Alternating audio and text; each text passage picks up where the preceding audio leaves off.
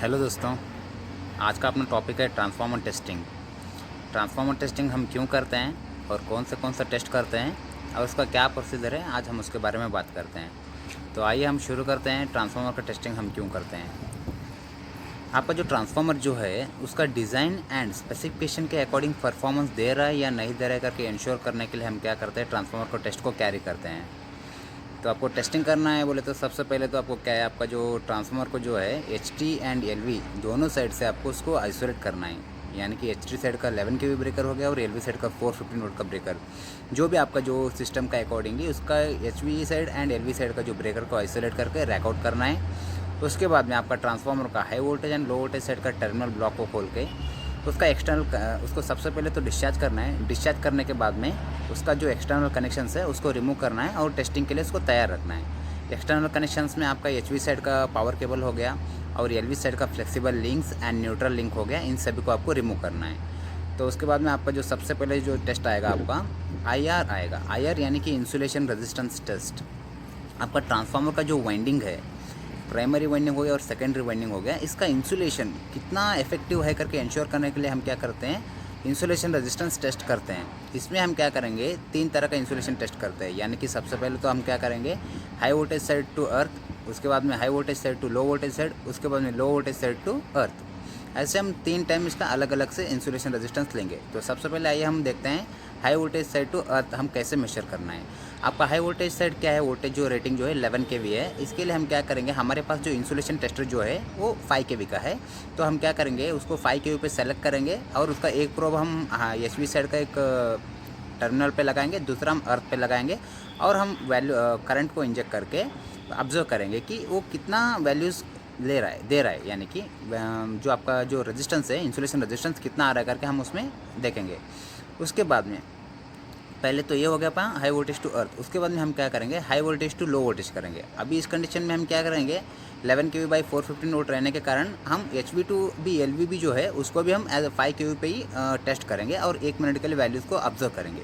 उसके बाद में तीसरे नंबर पे जो आता है आपका low voltage side to earth. यहाँ पे वोल्टेज आपका 415 रहने के कारण हम क्या करेंगे, अपना जो मैगर का जो हमारा इंसुलेशन टेस्टर जो है उसका नियर बाई वोल्टेज जो है 500 वोल्ट है। तो उसको 500 वोल्ट पे सिलेक्शन देके हम क्या करेंगे, उसको करंट इंजेक्ट करेंगे और इंसुलेशन रेजिस्टेंस को मॉनिटर करेंगे 1 मिनट के लिए कि वैल्यूज़ कितने आ रहे हैं। तो आपका जो वैल्यूज़ जो आते हैं कि जितना ज़्यादा आता है उतना अच्छा है। यानी कि वोल्टेज जितना है आपका, मान के चलिए आपका 11 kV का ट्रांसफार्मर है बोले तो आपको क्या है 11 kV प्लस 1 यानी कि 11 kV प्लस 1 यानी कि 12 मेगा ओम, मिनिमम आपको 12 मेगा ओम HV साइड आना है और LV साइड 415 रहने के कारण more than 1.5 mega ohm is sufficient बोल सकते हैं। और उसके बाद में HV टू LV वो भी आपका आप बोल सकते हैं kV प्लस 1 मेगा ओम उतना आना चाहिए। तो क्या है, वो मिनिमम एक्सेप्टेबल वैल्यू है करके आप उसको बोल सकते हैं।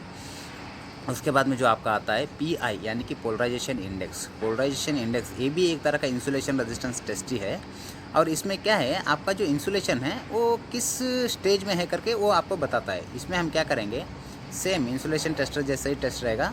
एक वैल्यू हम 1 मिनट पे लेंगे, दूसरा वैल्यू जो है हम 10 मिनट पे लेंगे। HV टू अर्थ और LV टू अर्थ दोनों साइड से हम लेंगे और क्या करेंगे, 10 मिनट का जो वैल्यू आता है उसको 1 मिनट का वैल्यू से डिवाइड करेंगे और जो आपका जो आंसर आएगा, जो आपका आंसर जो आएगा 1 2 3 4 5, यही इसी में से कोई भी आपका एक आंसर आएगा। आपका जो IR का जो वैल्यू आया था उसके अकॉर्डिंगली इसमें से एक वैल्यू आएगा। अगर मान के चलिए आपका वैल्यू 1 आ गया तो 1 आया तो क्या है, आपका जो वाइंडिंग का जो इंसुलेशन जो है क्वालिटी उसका टोटली डिटोरेट हो गया। आपको इंटरनल इंस्पेक्शन करके वो इंसुलेशन चेंज करना ही पड़ेगा। नहीं तो 1 से 2 आता है, 2 आता है तो 1 से 2 तक आता है तो वैल्यू इन बिटवीन, तो आपको बोलना है कभी भी ब्रेकडाउन हो सकता है इंसुलेशन। उसके बाद में 2 से 4 के बीच में आता है बोले तो गुड, आपका जो इंसुलेशन जो है अच्छा है, कोई प्रॉब्लम नहीं है। और 4 से ज़्यादा आता है तो क्या एक्सेलेंट है, मीन्स आपका जो इंसुलेशन है वेरी गुड कंडीशन में, तो कोई प्रॉब्लम नहीं है। ये हो गया अपना पहला टेस्ट IR एंड PI। उसके बाद में जो अपना दूसरा नंबर पे जो टेस्ट आता है ratio test, transformer ratio test. Transformer ratio test में हम क्या करेंगे, LV साइड को ओपन करेंगे और सीधा HV साइड में 415 वोल्टेज अप्लाई करेंगे और LV साइड में हम मल्टीमीटर के हेल्प से हम वोल्टेज को मेज़र करेंगे। और उसके बाद में जो भी आपका वैल्यू आया उसको हम क्या करेंगे, HV बाई LV यानी कि 415 बाई आपने सेकेंडरी साइड जितना भी वोल्टेज मेज़र किया उसको डिवाइड करेंगे। जो भी आपका वैल्यू आएगा उसको हम बोलते हैं रेशो और उसको हम कंपेयर करेंगे, मैन्युफैक्चर ने जो वैल्यू दिया उसको कंपेयर करेंगे, उसके अकॉर्डिंगली ये रेशो डाउन हो रहा है नहीं हो रहा है करके देखना है। ये होता है रेशियो टेस्ट। उसके बाद में जो हम करते हैं तीसरे नंबर पे जो हमारा जो टेस्ट आता है मैग्नेटाइजिंग करंट। मैग्नेटाइजिंग करंट आप इसको ये भी एक्साइटेशन करंट टेस्ट भी बोल सकते हैं और नो लोड करंट टेस्ट भी बोल सकते हैं। इसका मतलब ये है जब आपका ट्रांसफार्मर नो लोड में रहता है, कोर को मैग्नेटाइज और कोर को एक्साइट करने के लिए कितना करंट ले रहा है उसको इंश्योर करने के लिए हम क्या करते हैं, मैग्नेटाइजिंग करंट टेस्ट को कैरी करते हैं। उसके और दूसरी बात क्या है, आपका जो तीनों फेज का जो मैग्नेटाइजिंग करंट जो है ऑलमोस्ट नियर इक्वली रहता है, वो इक्वली रहना चाहिए, तब भी आपका कोर जो है यूनिफॉर्मली मैग्नेटाइज होगा। उसके बाद में तीसरे नंबर पर जो हमारा टेस्ट जो आता है मैग्नेटिक बैलेंस टेस्ट। इस टेस्ट को हमको कभी भी स्टार साइड ही करना है, यानी कि इस टेस्ट से हम ये इंश्योर कर सकते हैं आपका जो कोर जो है सही तरह से बैलेंसली मैग्नेटाइज हो रहा है या नहीं हो रहा है करके इंश्योर करने के लिए हम इसको कैरी करते हैं। इसमें हम क्या करेंगे, हम थ्रो सिंगल फेज भी इसका टेस्टिंग कर सकते हैं और थ्रो टू फेज भी हम इसका टेस्टिंग कर सकते हैं। तो सबसे पहले आइए हम शुरू करते हैं सिंगल फेज से हमको कैसे टेस्ट करना है। सिंगल फेज में क्या है, आपको यानी कि स्टार साइड एक R2 न्यूट्रल आपने मान के चलिए 220 वोल्ट आपने अप्लाई कर दिया, तो अभी आपको इस कंडीशन में क्या करना है, Y2 neutral and B2 neutral major करना है। Y2 न्यूट्रल आप मेजर करेंगे तो आपको 110 120 मिलेगा और B2 न्यूट्रल भी आप मेजर करेंगे इतना ही कुछ 110 120 मिलेगा। और आप Y2 neutral and B2 neutral दोनों को ऐड ऑन करेंगे तो आपने जो अप्लाई किया था R2 न्यूट्रल वो वैल्यू आपको उसको बराबर मिलेगा। इसको हम बोलते हैं magnetic balance test. Same procedure Y2 neutral के बीच में आपने अप्लाई कर दिया तो R2 neutral B2 neutral measure करके ऐड ऑन करेंगे तो आपको Y2 न्यूट्रल के बराबर वो वैल्यू आ जाएगा। और same B phase to neutral भी करेंगे तो सेम आपको यही प्रोसीजर आएगा।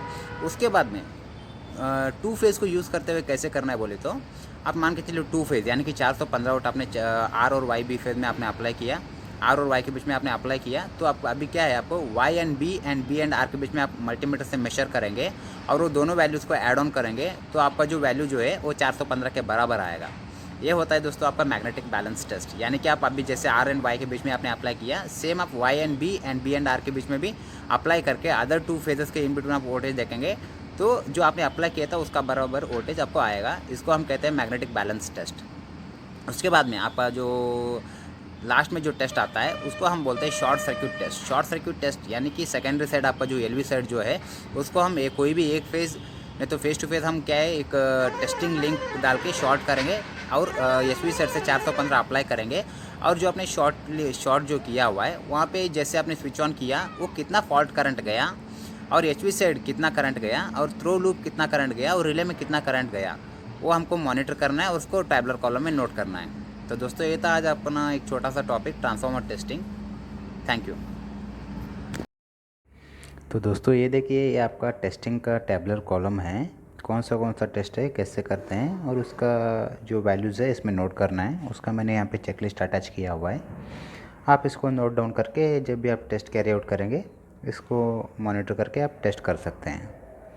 थैंक यू दोस्तों।